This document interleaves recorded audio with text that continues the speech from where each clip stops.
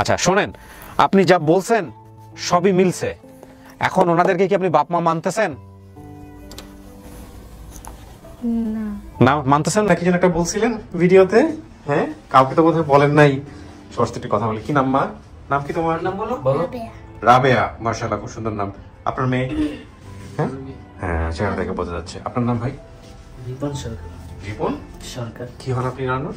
রানুর husband. রানুর husband. আপনার ছেলে মেয়ে কয়জন? আমাদের একজন, আরেকজন হবে আল্লাহর রহমতে। মাশাআল্লাহ মাশাআল্লাহ, আমি তো বোধহয় শুভকামনাও জানিয়েছিলাম। তো আপনি চেষ্টা করছিলেন কখনো আপনার ওয়াইফের পরিবার খোঁজার জন্য? জি না, আমি কখনো করিনি চেষ্টা। কখনো চেষ্টা করেন নাই? ও কতটা মিস করতো নিজের পরিবারের কথা, কতটুকু বলতো? পরিবারের কথা মিস করতো না, কারণ যে পরিবারে ছিল সেই পরিবারে যথেষ্ট আদরে ছিল, ভালো ছিল। আচ্ছা, তাই কখনো এটা বলে নাই? আপনি জানতেনও না খুব একটা? বিয়ের আগে জানতেন? কিন্তু মানে এতটা গভীর পর্যন্ত কখনো যাইনি। জান নাই? এমনি জানতাম যে ওনারা ওনাদের এখানে নিয়ে আসছে ছোটবেলায়, এতটুকুই জানতাম, এর বেশি। আচ্ছা আচ্ছা, এমনি এরপরে যে এই অনুষ্ঠানে আসলো সেখানে আপনার অনুমতি নিয়ে আসছিল তো নিশ্চয়ই? জি। আচ্ছা ঠিক আছে। আপনি করেন কি ভাই পেশায়? আমি রেস্টুরেন্টে জব করি। রেস্টুরেন্টে জব করেন? ওই যে কি যেন বলতেছিলেন কাবাব বানান? জি। তো আজকে কাবাব কই? আপনার পরিচয় ভাইজান? মোহাম্মদ মনিরুল ইসলাম। কি করেন আপনি? আমি একটা দোকানে কাজ করি। কি হন আপনি পরিবারের বা ভাইজানের কি হন? বলতে আমার ভাইয়ের শ্বশুর আছে না? জি। ওনাদের বাড়িতে বড় হয়েছে? হ্যাঁ, বড় হয়েছে। ও তাহলে তো চেনেন তাকে আপনি অনেক আগে থেকে। আচ্ছা ঠিক আছে। রানু কেমন লাগতেছে? মনের মধ্যে কি কি উঠতেছে? খই ফুটতেছে? আমরা গ্রাম অঞ্চলে বলে মনের মধ্যে খই ফুটতেছে। আপনার কি টেনশন লাগতেছে না কেমন লাগতেছে বলেন তো? ভালো লাগতেছে না কেন? এই যে আজকে যদি সত্যি সত্যি বাবা মা পেয়ে যান? আসবে, আমরা একটু বসে রাখছি যে এক্ষুনি ডাকবো। আপনার শরীর ঠিক আছে? সবকিছু ঠিক আছে। সবকিছু ঠিক আছে? বমি টমি করবেন না তো আবার? দলকেও কিন্তু আমি একই প্রশ্ন করছি, এবার বমি করলে আমরা মহাবিপদে পড়ে যাবো। কার্পেটিং করা পুরো স্টুডিও, চলেন ভিতরে নিয়ে বসে আপনাকে এখনই ডাকবো আপনার জন্য যারা আসছে, চলেন।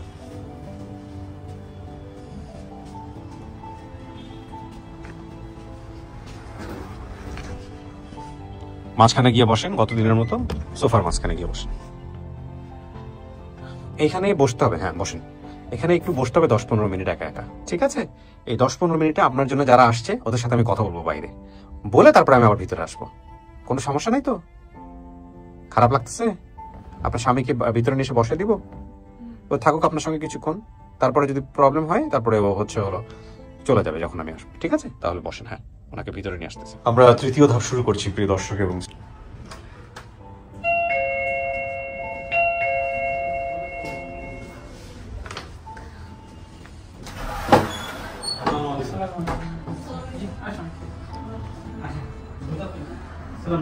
ওয়ালাইকুম আসসালাম ওয়া রাহমাতুল্লাহ। আসসালামু আলাইকুম, বসেন।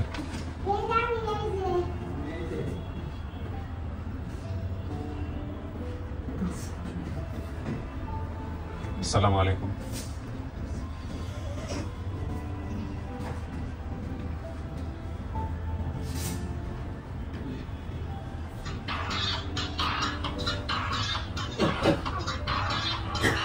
ফোন মিউট করেন, বসেন।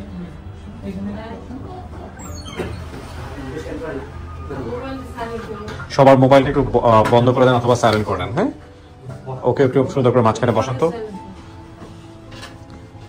আচ্ছা বসেন, বসে পড়েন প্লিজ।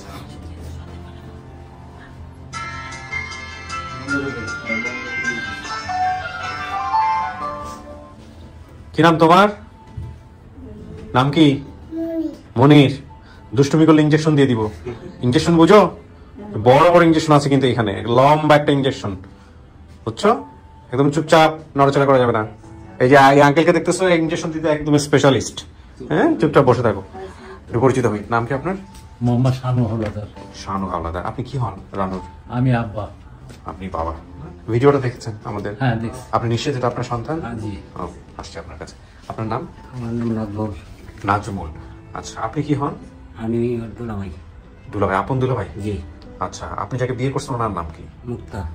মুক্তা সবার বড় নাকি? জি। জনির পরে হচ্ছে মুক্তা বোধহয়। না, ও হলো দ্বিতীয়। দ্বিতীয়, ওই তো জনি হচ্ছে সবার বড়। আপনার নাম? মনি। আপনি কি আপনার ওনার মা না? হ্যাঁ। রানুর মা, আপন মা। আপন। আপনার ছেলে মেয়ে কয়জন ছিল উনি যখন হারাইছে?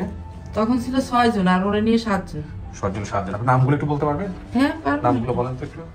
জনি, মুক্তা, রনি, রানু, তারপর রনি, রুনা, তারপরে রানী, জাহিদ।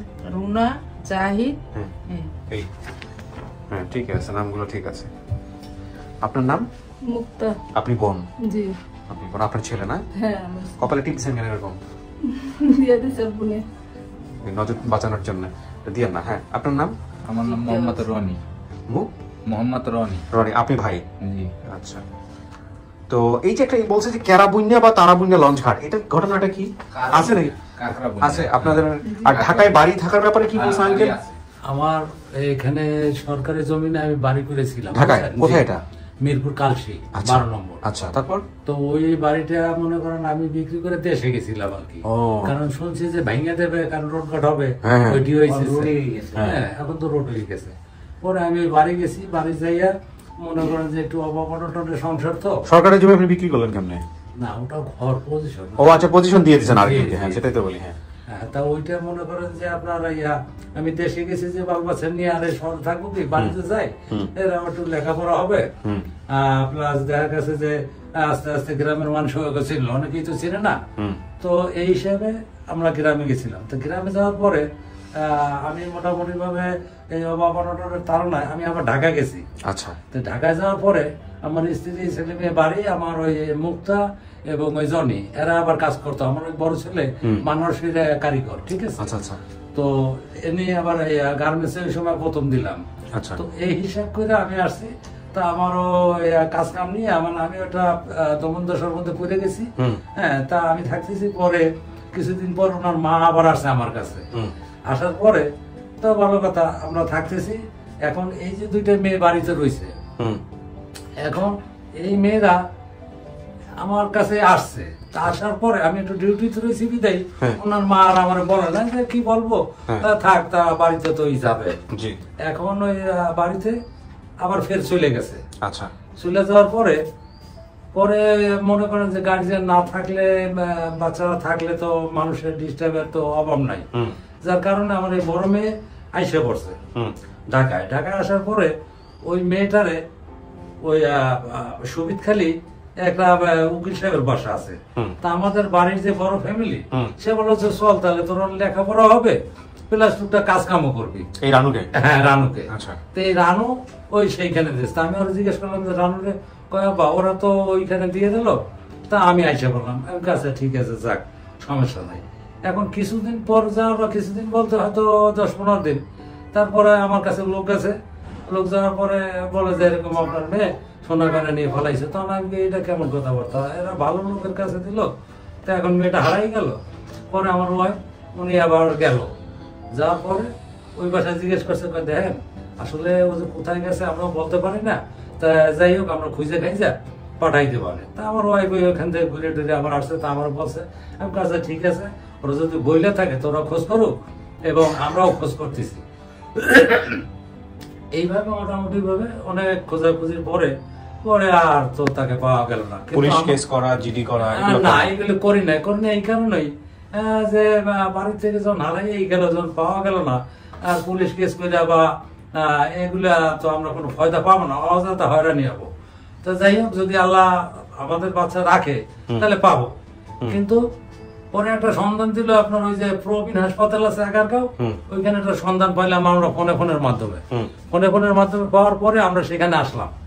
আইসা তারপর যে মেয়ে দেখাইছে সেই মেয়ে আমাদের না। আচ্ছা, হ্যাঁ, পরে আমরা ওইখান থেকে আবার চলে গেছি।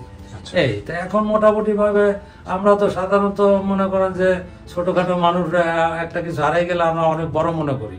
আর একটা জিনিস হলো যে এই ধরেন টুকটাক কবিরাজ, জিনটানা এইগুলি যারা বলে, তখন আমরা অল্পতেই যেমন একটু এর প্রতি বিশ্বাস হয়ে যায়, সত্য কথা যেটা। তো এখন ওইভাবে অনেক দিনে কইছে কি কয় না, আই মাইরে আলাইছে অমুক তমুক।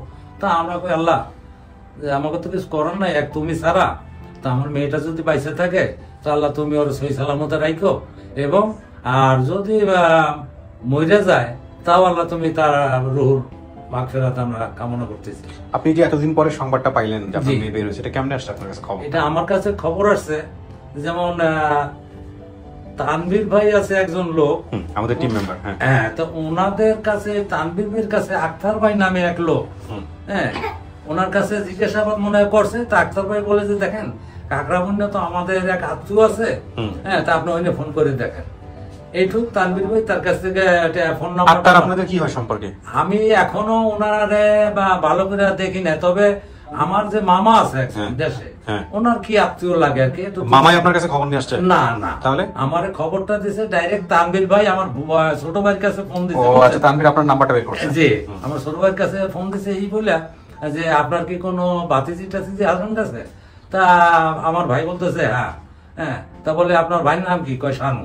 তা কয় ঠিক আছে, তার একটু ফোন দেন, আমি তারপরে তার সাথে আলাপ করতেছি। তো চাচা, আপনি যখন ভিডিওটা দেখলেন, কথাবার্তা বলার পর কেমন লাগতেছিল ভিডিও? আমার মানে সে বইলে বোঝানো যাবে না, যার কারণ এটা আমি জানি, আমার আত্মা জানে। হ্যাঁ, তো যাই হোক, আমার কাছে খুবই ভালো লাগছে। আলহামদুলিল্লাহ, আপনার মেয়ে আছে ভিতরে, একটু দাঁড়ান আমি সামনে নিব। চাচি, আপনি দেখছেন ভিডিওটা? ভিডিওটা দেখার পরে আপনার কি মনে হয়েছে এটা আপনার মেয়ে? হ্যাঁ হ্যাঁ, কোনো সন্দেহ নাই তো? মেয়ে হারানোর পরে কষ্ট ছিলেন না? হ্যাঁ, কষ্ট ছিল। আর আমার মেয়ের পায়ে একটা দাগ আছে। পায়ে দাগ আছে না? জি জি। আচ্ছা, তাহলে দাগের কথা উনি বলছে, শরীরে একটা চিহ্ন আছে, আমি জানি না। ভিডিওটা আপনি গিয়ে সামনাসামনি গিয়ে তারপরে দেখবেন। কে উনি? কে লাইন আছে? আক্তার সাহেব লাইন না? আক্কাস অডিও। আসসালামু আলাইকুম। জি, আমি কিবরিয়া বলছিলাম ভাই, স্টুডিও অফ ক্রিয়েটিভার্স থেকে। আপনি একটু দয়া করে আপনার পরিচয়টুকু দিবেন আমাদেরকে। আমি মোহাম্মদ আক্তার আলী। আক্তার, হ্যাঁ, আমার হোম ডিস্ট্রিক্ট পটুয়াখালী, নামের জায়গন চাকরিগুড়ি ওরিয়ান গ্রুপে। আপনি এই যে কিভাবে আমাদের এই যে রানুর পরিবারের সঙ্গে যোগাযোগ হলো, আপনার কিভাবে কি ঘটনা করেছে একটু বলেন তো ভাই। ওই যে আমাকে তানভীর ভাই আমাকে ফোন দিছিল, আপনার একদিন রাত 1টার দিকে ফোন দিছিল যে দুইটা ফোন বাজার করে পরে আমি ফোনটা রিসিভ করি। পরে উনি জিজ্ঞেস করলো তানভীর ভাই যে আপনার নাম কি? মোহাম্মদ আক্তার আলী। আমি কি আপনার বাড়ি কি পটুয়াখালী জেলা? আপনার সেকান্দার নামে কাউকে চিনেন? বলছিলাম যে ভাইয়া সেকান্দার তো আমার চাচা। ভাইয়া ওনার কোনো মেয়ে অথবা নাতি এরকম কেউ হারাইছে কিনা আপনি কি জানেন? আমি বলছি ভাই এরকম ব্যাপার জানি না, তবে আমি তো দীর্ঘদিন ধরে বাড়ির থেকে তো থাকি না, থাকা হয় না, বেশিরভাগই আমি ঢাকাতে থাকি। বলতেছিল তাহলে কি ভাই একটু দেওয়া যাবে? চিন্তা করলাম যে আসলে ঘটনা গিয়েছে কারণটা কি, আপনার নাম জিজ্ঞেস করে বললাম বিষয়টা কি আমাকে একটু বুঝে বলবেন? ভাই আমরা একটা সমস্যা হয়ে কাজ করি যে হারানো গেলে এরকম ধরনের লোকজনকে আমরা ফ্যামিলির সাথে মিট করে দিই, আপনার নাম্বারটা কাছে দিয়েছিলাম, আপনাকে একটু বিশ্বাস করলাম। হ্যাঁ, পরে বলতে হ্যাঁ সেখানদার আমার চাচা হয়। পরে আমার ওয়াইফকে আমি বললাম যে ফোন দিলাম, ফোন দেওয়ার পরে ও বলছে যে কি সমস্যা আছে না, তো এই চাচার ব্যাপারে জানতে চাইতেছে, ভাইয়া ফোন দিতে ভাই মানে একটা ওই জিজ্ঞেস করতে চাচার আমাদের মেয়ে আসতো। আচ্ছা ভাই, আমি একটু শর্ট করতেছি, আমি পুরো ঘটনাটা পাইছি তানভীর ভাইয়ের কাছ থেকে। আপনি মূলত এই পরিবারের কার নাম্বারটা সংগ্রহ করে তানভীর ভাইকে দিয়েছিলেন, এটা আমাকে জাস্ট একটু বলেন। এই নাম্বারটা সকালবেলা ওই চাচা, আমার চাচা আমার আম্মার সাথে আলাপ করার পরে আমার আম্মা আবার ওই যে আমার ভাইবোর সাথে ঢাকায় ফোন দেয়। ফোন দেওয়ার পরে বলতে আকাশ রাত্রে ফোন দিছিল, একটা মেয়ে হারাই গেছে, এইটা বললো। আসলে মেয়েটা তো আসলে আমি শুনছিলাম, আমার নানা বাড়ি আবার ওই এলাকায়, কেশমতপুর এলাকায়। আপনি কি কোনোভাবে রানুর পরিবারের কোনো কিছু হন সম্পর্কে? সেটা আমি বলতে পারবো না, কারণ আমার নানা বাড়ি হয়েছে কেশমতপুর মেড্ডা বাড়ি, বুঝছেন? জি, আপনি রানুর পরিবারের কার নাম্বার বের করছেন বা রানুর পরিবারের সাথে আপনি যোগাযোগ করাইছেন কিভাবে আমাদের তানভীর ভাইকে? জাস্ট এই ইনফরমেশনটা দিলেই হবে আমাকে। আপনি কার নাম্বার বের করছেন? এটা বের করছি, আমার ছোট ভাই আমাকে সকালবেলা ফোন দিয়েছিল। আমার ভাইয়ের বউ, আমার মা বলার পরে আমার ভাইয়ের বউ আবার আমার ভাইয়ের কাছে জিনিসটা জিজ্ঞেস করছে যে এই ব্যাপার। মেজো ভাই রাতে আম্মারে ফোন দিছিল, দেওয়ার পরে এই একটা মেয়ের সন্ধান চাইছে। তাহলে আমি একটু খোঁজ নিয়ে দেখি, আর ও খোঁজ নিয়ে দেখতেছে যে ভাই আপনি একটু লাইনে থাকেন, হ্যাঁ আপনি একদম শর্ট করে বলেন তো। ওনাকে যখন তানভীর ভাই ফোন দিয়েছিল, গ্রাম পুলিশ বা মেম্বার থেকে নাম্বার নিয়ে ফোন দিয়েছিল, ইনি বাড়িতে আলোচনা করে বিষয়টা নিয়ে ওনার ওয়াইফের কাছে, পরে আবার ওনার ওয়াইফ বা ওনার ছোট ভাই বলছে বাবা হ্যাঁ কেউ একজন বলছে বাবার নাম্বার দিয়ে সংগ্রহ করে। কার বাবার নাম্বার? রানুর বাবা। রানুর বাবার নাম্বার, মানে ওনার নাম্বার সংগ্রহ করে দিয়েছে। তার মানে এই ছোট ভাই ওনারা সংগ্রহ করে দিয়েছে। যেটা বলছে সেটা কি ঠিক আছে ভাই, আপনি যেটা শুনলেন?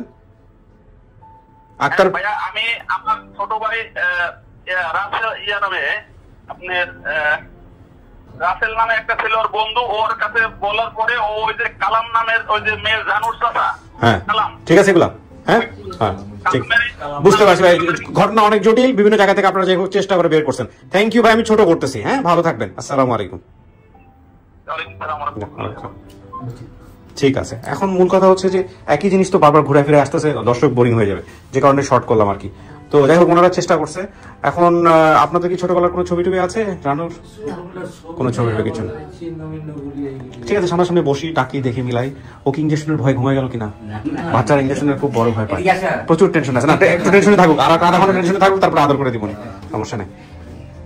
বসেন, শুনলেন তো সমস্ত কিছু, দেখেন কি হয়। হ্যাঁ, হাজবেন্ডকে বাইরে দিব আর ওনাকে ভিতরে রাখবো আর কি হচ্ছে। ভাই সরি, আপনাকে বসায় রাখছি, আপনি কি বাইরে বসেন, কোনো সমস্যা হয় নাই তো? কাউকে দেখলে চিনবেন? কারো চেহারা মনে আছে? বাপ মায়ের চেহারা মনে আছে? ছোট থাকতে দেখছিলাম, মনে করতে পারি না। এখন বলতে পারেন না কি অবস্থা? দুটোতে মিলে, তাই সবকিছু দুটো মিল খায়। হ্যাঁ আলহামদুলিল্লাহ। আচ্ছা, আপনার পায়ে কোনো কাটা দাগ আছে? হ্যাঁ, বাইরে থেকে একজন বলতেছিল, দেখেন সে তো বলতেছে পায়ে কাটা দাগ আছে। আসুক, আসলে বোঝা যাবে কি অবস্থা। ভাই তো বড়। হ্যাঁ দাঁড়ান, বলবেন নিশ্চয়ই কি অবস্থা, শুনতেছো? হ্যাঁ, দুজনকেই বলো তো কে কে। হ্যালো,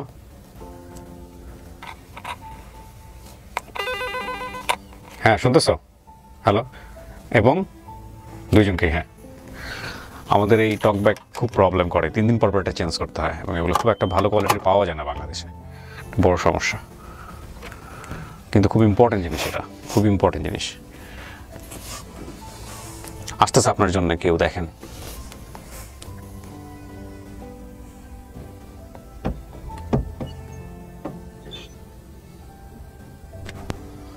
আসেন, ওই যে যান, দুইজন দুই পাশে বসেন, কথা বলেন।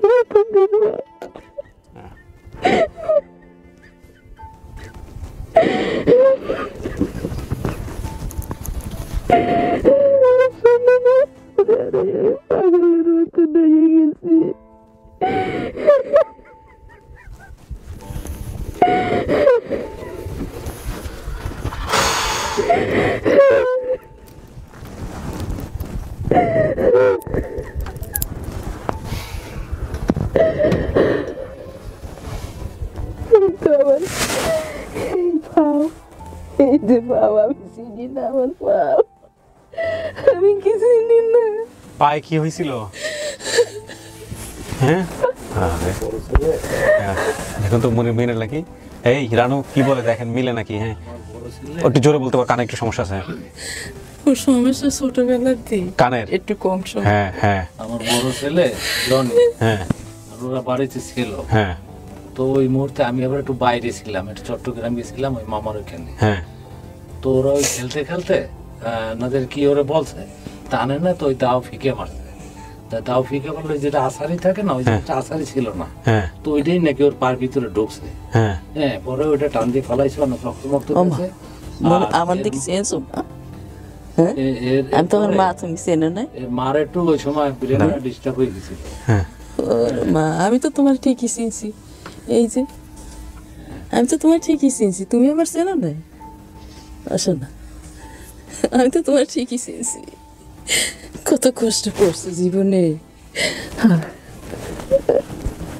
ওই দেখো, তখন আমার এই ওয়াইফও একটু ছিল, মানে মেয়েটা থেকে ছিল একটা বাতাসে, যে উনি একটু পাগল ছিল, যার কারণে 3টা ভাই বোন পরে আমি এসে দেখি যে এই অবস্থা। আমি যখন বেড়াইতে গেছি তখন ওরা ভালো ছিল সবাই, হঠাৎ করে জোর জোরে কি একটা হাওয়া লাগছে, এর মা আর বেরেন্ডা নষ্ট হয়ে গেল। ওই তখন ওই আমার অনুপস্থিত ওই 3 ভাই বোন ওই সময় এরা ওই একসাথেই ছিল, তেমন ওই কি আনতে কইছে তো ওইটা আনেন নাই বিদে ওই দাও মারছে। রানু, ঘটনা কি মনে আছে? পায়ের ঘটনাটা এরকমই? কে করছে এটা? ভাই দিছিল লালা জনি। কোন ভাই দিছে মনে নাই? হ্যাঁ, তাহলে তো আপনার বাবার কথা ঠিক আছে। ওনার নাম শানু, উনি আপনার বাবা দাবি করতেছে। আর ওনার নাম হচ্ছে মনি, উনি আপনার মা দাবি করতেছে। এইটুকুই জানি না, জানি না বেশি। আপনি 7 ভাই বোনের নাম বলছেন, সবার নাম ঠিক আছে। এই জন্য 2 জন আসছে, 2 ভাই আসছে, 2 ভাই না এক ভাই, এক ভাই এক বোন আসছে। মুক্ত হয়েছে, মুক্ত চিনবি না?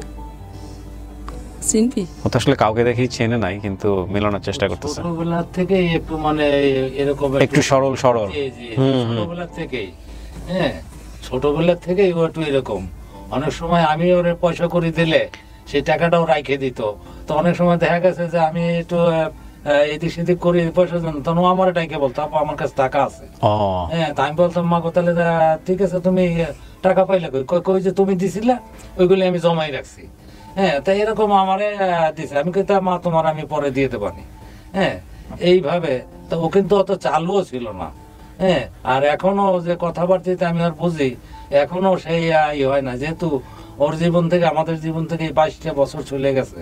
হ্যাঁ, তা ওই উপর আল্লাহর ইচ্ছা আপনাদের মিডিয়ার মাধ্যমে আমি যে আমার মেয়েরে পাইছি, আমি এটা আল্লাহর কাছে শুকরিয়া আদায় করি।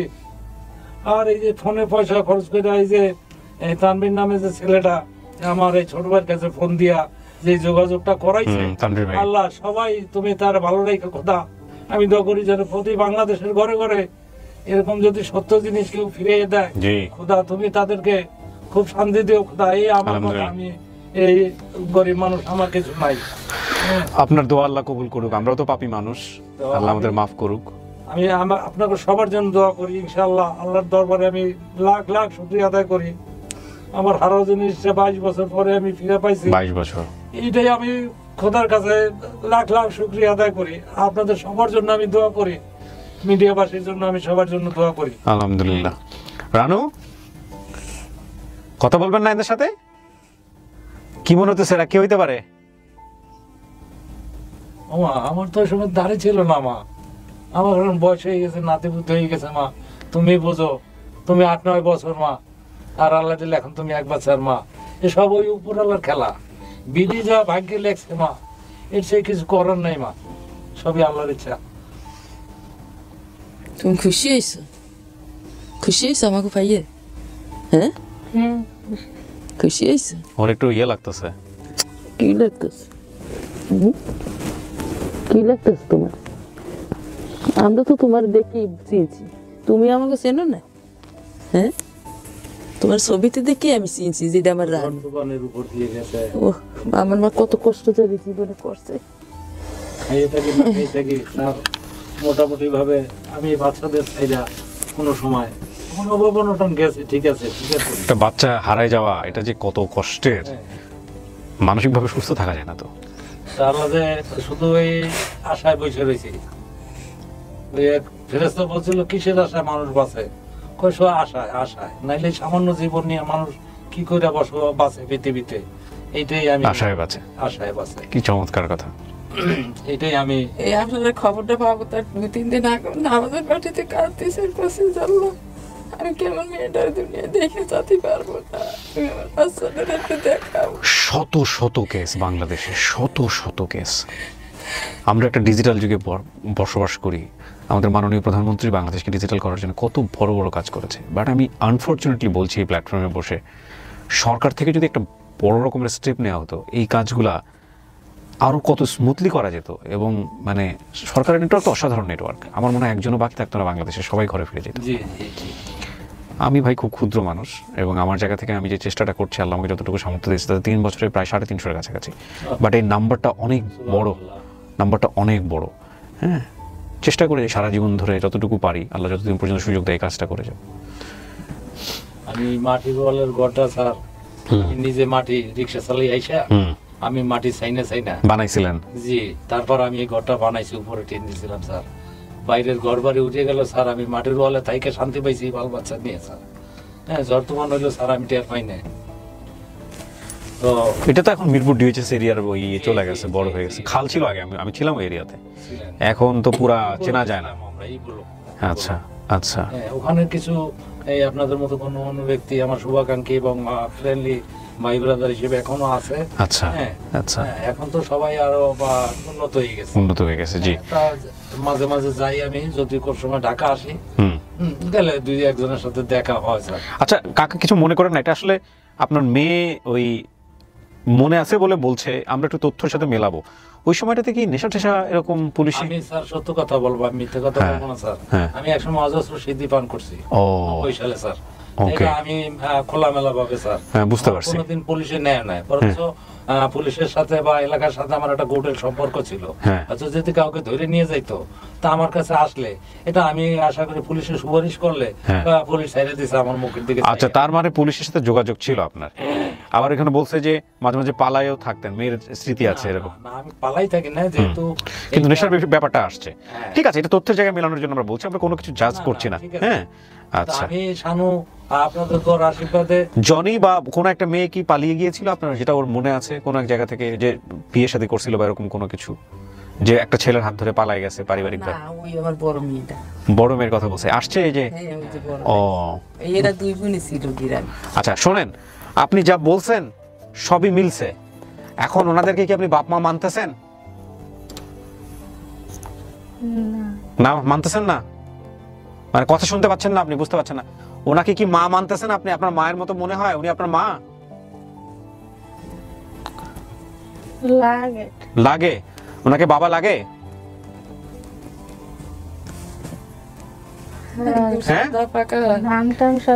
সব আছে, সব মিলছে তো। তাহলে এখন কি বাপ মা মানতেছেন ওনাদেরকে? ছোট থাকতে দেখছিলাম। শোনেন রানু, চেহারা মনে থাকবে না, আমাদের এখানে অনেকেরই চেহারা মনে থাকে না, কিন্তু তথ্য যেগুলো বলছেন সেই তথ্য তো সবকিছু মিলছে। ওনারা নিজেরা আসছে আপনাকে মেয়ে হিসেবে স্বীকার করার জন্য।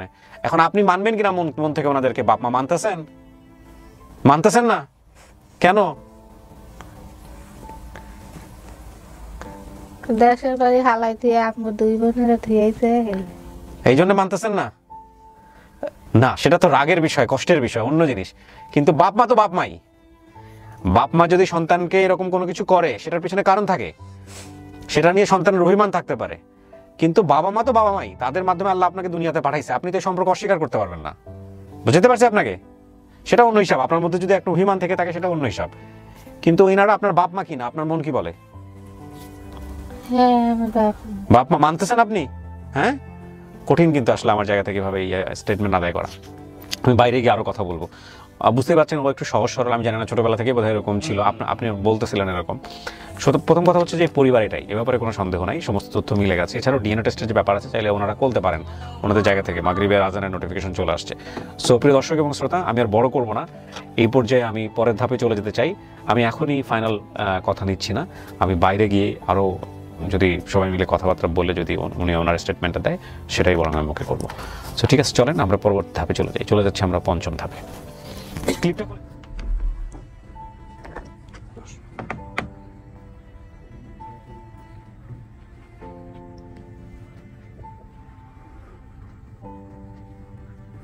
আপনারা গিয়ে কথাবার্তা বলেন।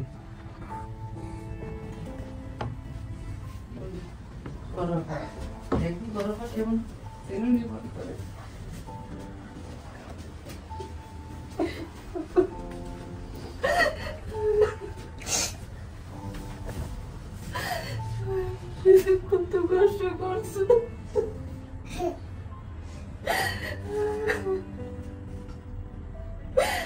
আমরা ভাই বোন কত চেষ্টা করছি পাওয়ার জন্য।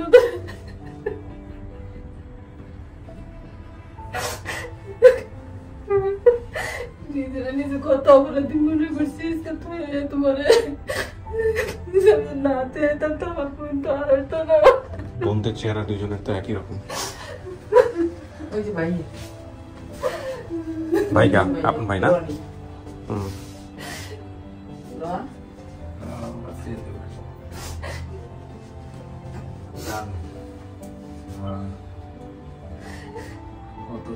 কত দিন পরে দেওয়া হবে, তাও তো দেওয়া হইতো না, এই যে ওনার টিভি সাহায্যে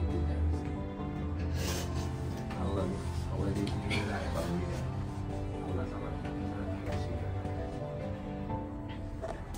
বসেন আপনি। না চিনতে পারেনি, ওর হাত পা কাঁপতেছে। আপনি বসেন, বসেন।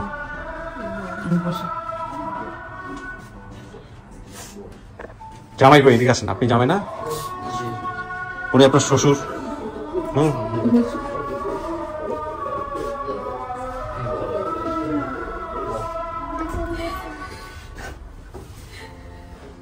আর এই যে শাশুড়ি তো দেখতেছেন।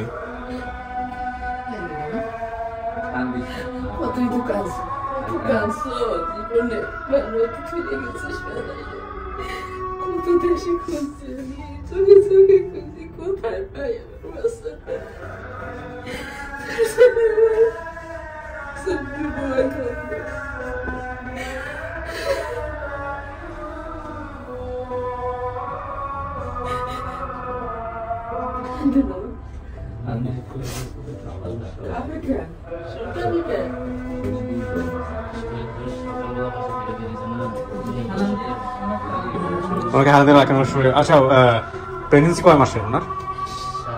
7 মাস। আচ্ছা, ওনাকে তুমি বেশি মানসিক চাপে রাখা যাবে। এমনি কি ওনার ইয়ে কেমন, কি বলে আপনার হচ্ছে মানসিক ভাবে উনি কেমন, মানে একটু সহজ সরল?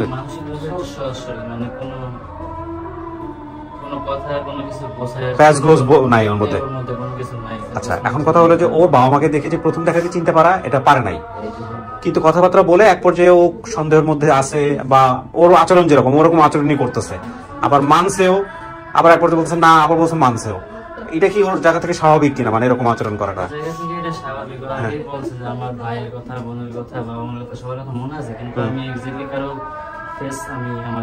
আচ্ছা ঠিক আছে, এখানে আপনার দায়িত্ব আছে।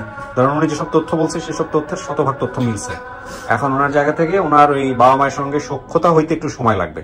তো আপনি যেহেতু সবচেয়ে বড় গার্ডিয়ান, ওই যোগাযোগটা রক্ষা করে ওনাকে একটু সুন্দর করে বোঝানো, হ্যাঁ, ওই সুন্দর সম্পর্কটা তৈরি করে তুলতে হবে। ঠিক আছে রানু, আপনি বলছিলেন ভিডিওতে আগে পায়ে এলো তারপরে বলবো, এখন কি বলবেন নাকি এখনো গোপন রাখবেন? আর ওই কান্নাকাটি করেন না, ওই প্রিয় তো শরীর দুর্বল। মানতেছেন আপনি ওনাদেরকে, পরিবার ভাই বোন মানতেছেন, বাপ মা মানতেছেন? হ্যাঁ আচ্ছা, ওনার এই স্টেটমেন্টই আমরা ওকে করে নিব। ঠিক আছে, বসেন ভাই, বসেন। আচ্ছা, এই যে রানুর মেয়ে, হ্যাঁ রানুর মেয়ে, মামা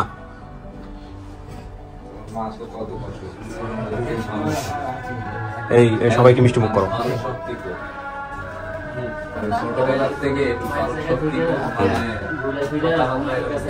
করতে পারে না, হ্যাঁ বুঝতে পারছি।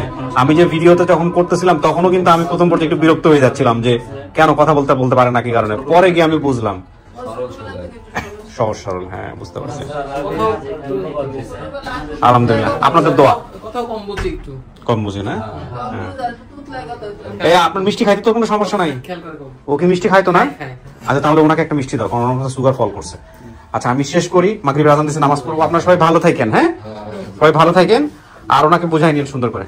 ভালো থাকেন, এনারাই আপনার পরিবার, রক্তের সম্পর্কের পরিবার। ঠিক আছে, নাম ঠিকানা কইতে পারে না, যে আমাকে বাড়ি পটুয়াখালী মির্জাগঞ্জ থানা, কাকরাবুল নেইছে 5 নম্বর। ওরটাতে ওর চেহারা সব কিছু মিল আছে। আলহামদুলিল্লাহ ভাই, আমি শেষ করছি। আসসালামু আলাইকুম। আলহামদুলিল্লাহ প্রিয় দর্শক এবং শ্রোতা, 301-এ আমরা পাড়া দিলাম এবং আল্লাহর অশেষ কৃপায় আমরা আপডেটগুলো করতে পারছি। এই অবরোধ হরতালের মধ্যেও আমরা আজকের আপডেটটা কমপ্লিট করলাম এবং আমাদের আরও কিছু আপডেট হাতে রয়েছে, সেগুলো আমরা সম্পন্ন করে ফেলবো ইনশাল্লাহ। শেষে একটা কথা আপনাদের শুধু বলতে চাই যে রানু শুধু না, রানুর মতো অনেক কেস কিন্তু আমরা ডিল করেছি, যেখানে অনেক সময় অনেকেই ঠিক মতো বলতেও পারে না, খুবই ভালনারেবল থাকে। ওই অবস্থায় গল্পগুলো আসে এবং সেটার পরেও আমরা অনেক সময় আল্লাহর রহমতে পরিবারের কাছে আমরা ফেরাতে পারি। এই নোবেল জব বা নোবেল প্রফেশনের সাথে আমরা যারা জড়িত আছি, আমার টিম মেম্বার যারা, ওরা হচ্ছে সলিড আত্মায় অনুষ্ঠানে, কারণ ওরা আসলে নিজের পকেটের পয়সা খরচ করে, সত্য কথা বলতে যেটা। আর আমি, এটা আমার রুটি রুজি, যদিও কাজটা অনেক মহৎ কাজ, কিন্তু এটা আমার রুটি রুজি। এই কাজটা করি আমি, এটার দ্বারা আমার পরিবার চলে, এটার দ্বারা আমার প্রতিষ্ঠান চলে। কিন্তু আমি কোনো না কোনোভাবে এই কাজের দ্বারা লাভবান হই, কোনো না কোনোভাবে দুনিয়াবি লাভবান হই। আর এই যারা আমার টিম মেম্বাররা যারা কাজটা করেন, এরা না করে নিজের মান সম্মান, না নিজের ফেমাস হওয়ার জন্য, শুধুমাত্র আল্লাহর কাছ থেকে রিটার্ন পাওয়ার জন্য। সুতরাং এরা হচ্ছে সলিড সোল এই অনুষ্ঠানের। আমি সবসময় আল্লাহর কাছে দোয়া করি যে ওদের কারণে আল্লাহ তুমি আমাকে মাফ করে দিও, কারণ ওরাই আসলে সবচেয়ে বড় রিওয়ার্ডের দাবিদার, আমার টিম মেম্বার যারা আছে। ওদের জন্য আপনারা সবাই দোয়া করবেন অন্তর খুলে। আজকের মতো এখানেই শেষ করি। আমরা সবাই যেন ভালো থাকতে পারি, আল্লাহ আমাদের সবাইকে ভালো রাখুক, সকল বিপদ মুক্ত রাখুক।